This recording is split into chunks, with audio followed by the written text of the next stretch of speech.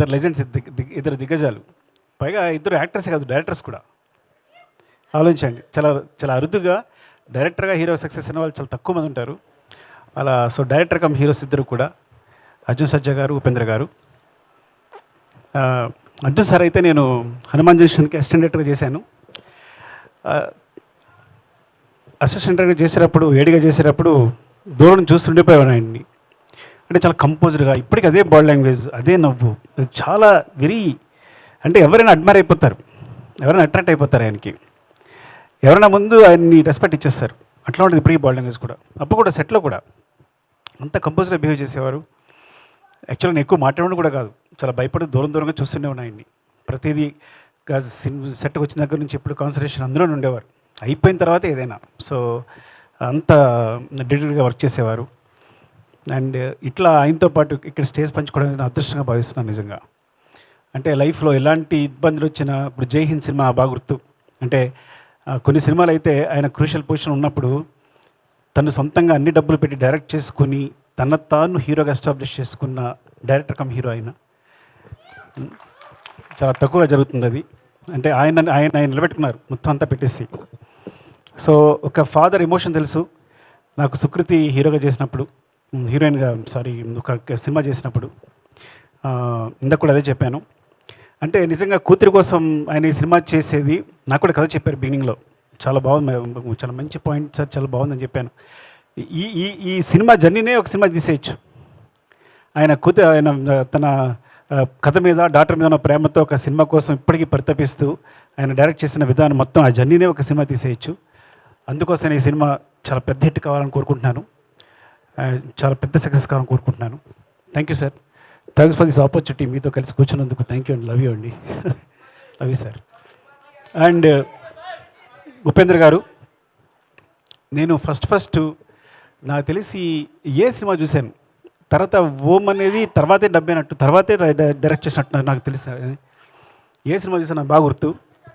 అంటే ఇంకా ఇండియాలో ఏ డైరెక్టర్ చెప్పాకల్లా పిచ్చి మ్యాడ్ అంతా అసలు, అంటే ఆ కన్ఫ్యూజన్ అంతా ఎలా కనిపిస్తుంది అంటే ఇప్పటికీ ఆ ఏ సినిమా చూసినప్పుడు బయటకు వచ్చినప్పుడు, అంటే ఫ్రాంక్గా చెప్పాలంటే ఉపేంద్ర గారు వచ్చిన తర్వాత ఓం, ఏ, ఉపేంద్ర, ఈ 3 సినిమాలు తీసిన ఏ డైరెక్టర్ అయినా రిటైర్ అయిపోవచ్చు.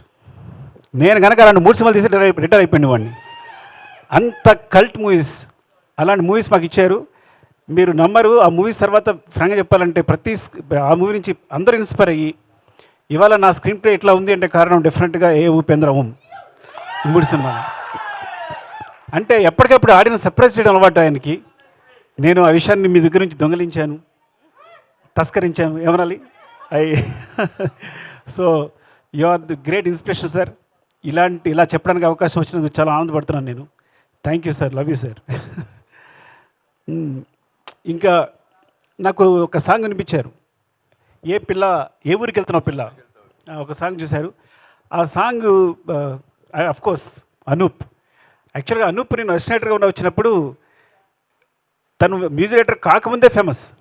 ఎవరో కీబోర్డ్ ప్లేయర్ ఉన్నాడంట అని మాట అనిపిస్తుండే. ఎక్కడ చూసి అనూప్ అంట, తను వస్తే అసలు మామూలుగా మ్యూజిక్ చేయడం అని నీ పేరు ముందే అనిపిస్తుండేది.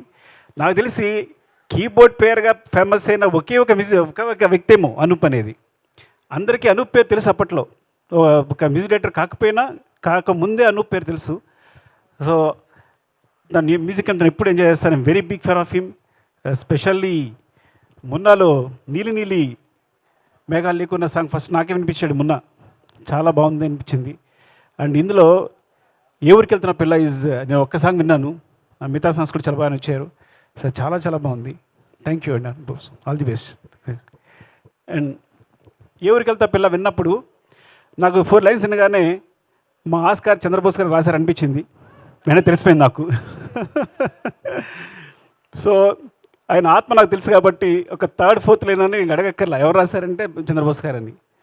అండ్ మా జర్నీ చాలా చాలా చాలా మొదటి నుంచి ఆయనతో జర్నీ చేస్తున్నాం, మీ ఇద్దరం రాసుకుంటాం.